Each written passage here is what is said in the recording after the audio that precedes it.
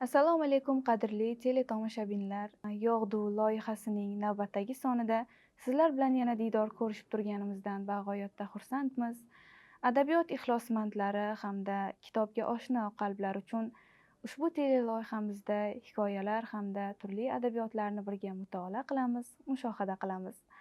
Bugun jahon adabiyotining taniqli vakillaridan biri bo'lgan Benjamin Franklinning ajoyib maktub hikoyasini birgalikda mutolaa qilamiz. Bizdan uzoqlashmang. Aziz do'stim, chorshanba va shanba kuni yo'llagan bir juft maktubingizni oldim. Bugun yana chorshanba. Avvalgisiga javob yozmaganim uchun maktub olishdan mahrum bo'ldim. Biroq garchi yalqov bo'lsam-da va maktub bitishini xush ko'rmasam-da, agar o'zim javob yozmasam, boshqa hech qachon sizning dilkash bitigingizni o'qiy olmasligim yuzasidan cheksiz xavotir qo'limga qalam tutishga majbur etdi. Shu bois janob B ertaga sizni yo'qlab borish niyatida ekani to'g'risida iltifot ila ma'lum qilganida ham, bu chorshanbani avvalgilari kabi sizning dilkash davrangizda emas, siz haqingizda o'y surib o'tkazishga, sizga maktub bitish, nomalaringizni qayta-qayta o'qib chiqishga ahd qildim. Sizning jannat va u yerdagi hayot to'g'risidagi ta'rifingiz meni maftun etdi.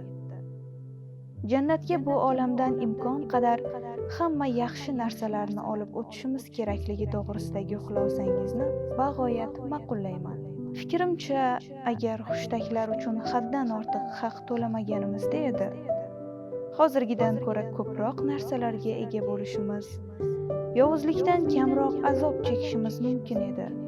Chunki biz duch keladigan baxtsiz odamlar, menimcha, ana shu ehtiyotsizlik tufayli saodatni boy berganlar.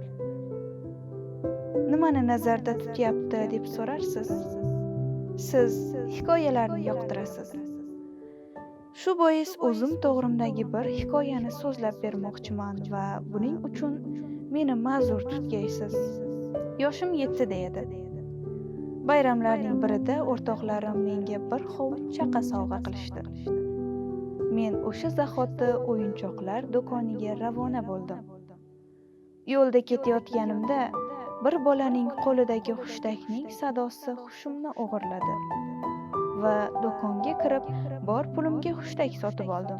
Keyin uyga qaytdim-da, sevinchim ichimga sig'may, quloqni qomatga keltirib hushtak chala boshladim. Bundan uydagilarning achchig'i kelsa-da, men juda sarmast edim. Akalarim, opalarim, amakivachchalarim hushtakning bahosini surishtirib bilgach, uni o'z narxidan 4 baravar qimmatga sotib olganimni, qolgan pulga qanday yaxshi narsalar sotib olishim mumkinligini aytib, ustimdan rosa kulishdi.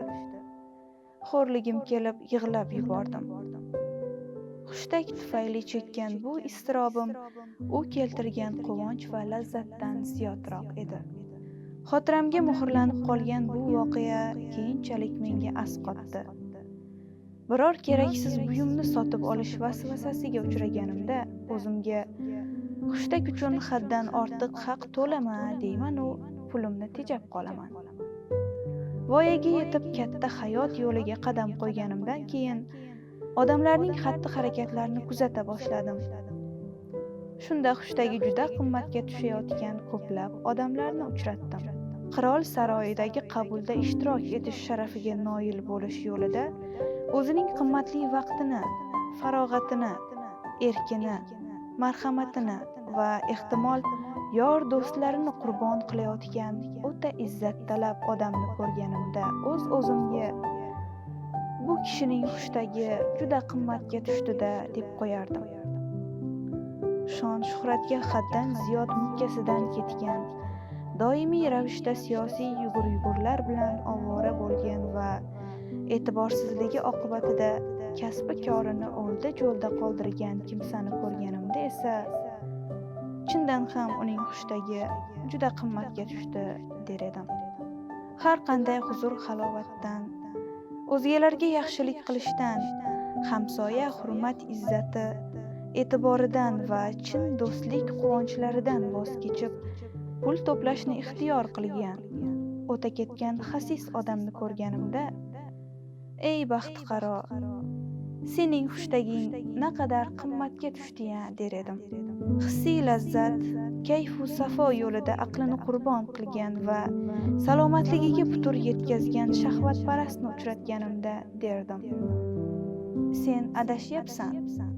Nazdingda lazzatdek tuyulayotgan narsa aslida bir darddir. Xushtaging juda qimmatga tushyapti. O'ziga oro berib go'zal liboslarga, chiroyli uylar va jihozlarga, foytunlarga mehr qo'ygan, ammo ularga erishish uchun qo'li kaltalik qilishi oqibatida qarzga botgan va umrini turmada nihoyalaganlarni ko'rganimda, u xushtag uchun katta, juda katta to'lov to'ladi der edim.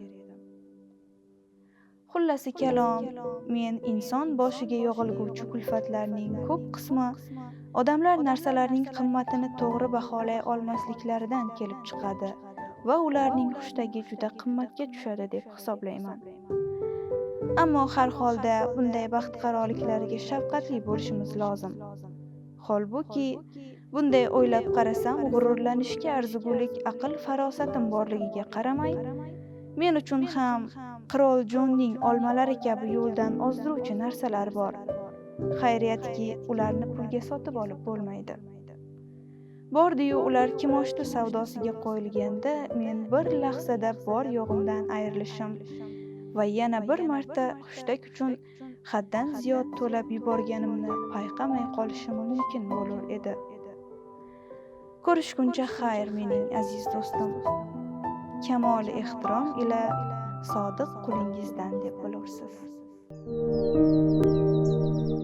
Qadrli teletomoshabinlar, bugungi Benjamin Franklinning ushbu maktub hikoyasidan o'zingizga kerakli xulosani chiqardingiz degan umiddamiz. O'ylaymizki, hayotda sizning ham xushtagingiz qimmatga tushmagan.